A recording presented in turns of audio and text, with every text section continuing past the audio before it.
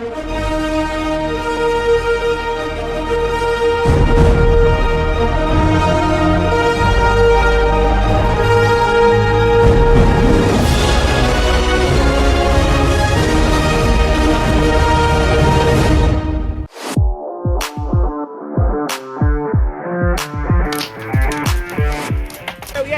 road to 100 is basically us getting to our goal of producing 100 tons of CO2 removed every single month. So currently, we're just making somewhere with a nice big place for the sawmills to go, because we're milling like bugger at the moment.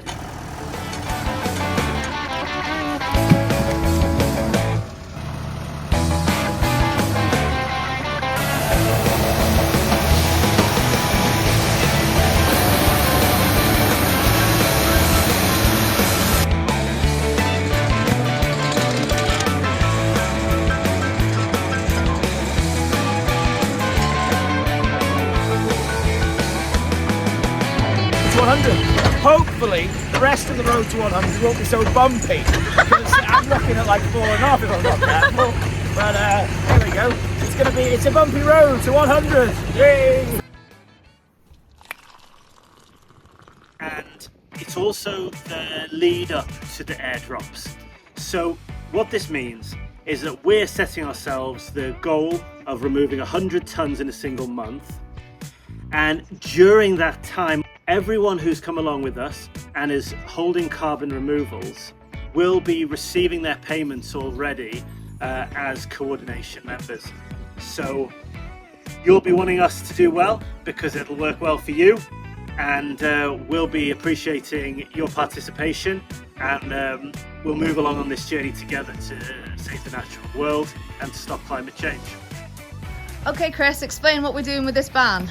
This barn is going to be a makeshift drying room expansion, which is going to be the next evolution of this.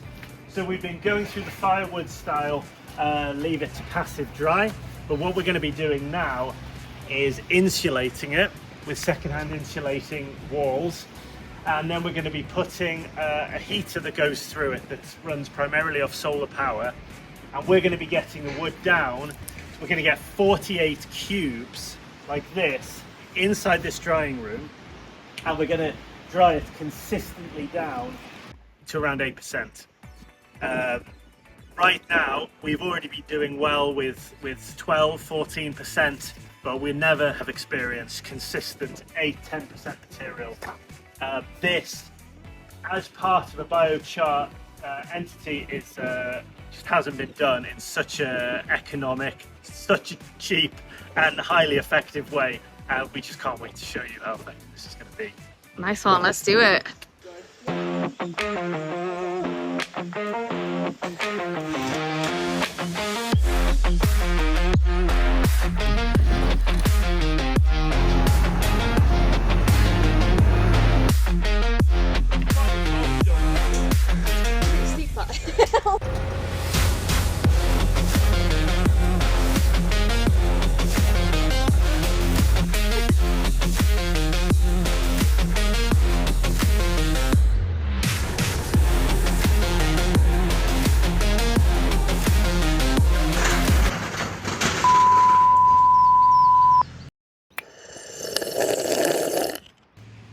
So we built ourselves right on the side of this sawmill, and this is an absolute game changer because so many biochar sites say they don't know where to get their feedstock from, and every sawmill has a problem because everything outside of the square and inside a circle of the tree, so this is all waste, and this accumulates and becomes a major problem. And so just putting ourselves on the side of a sawmill has become an absolute win-win for both situations.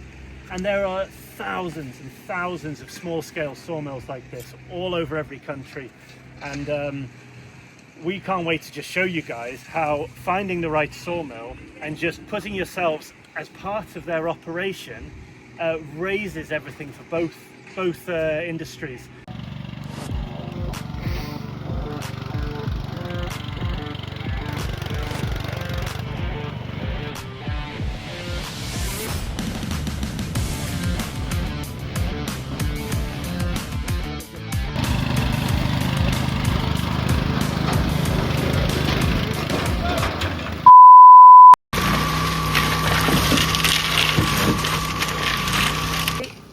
got over here, we've got our expert concrete team in.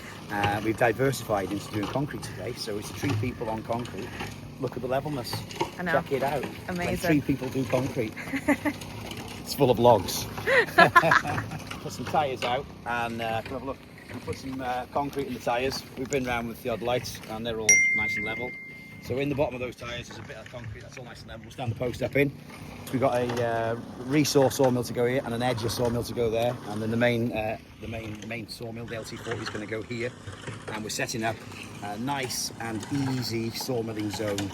We're getting out of the mud basically.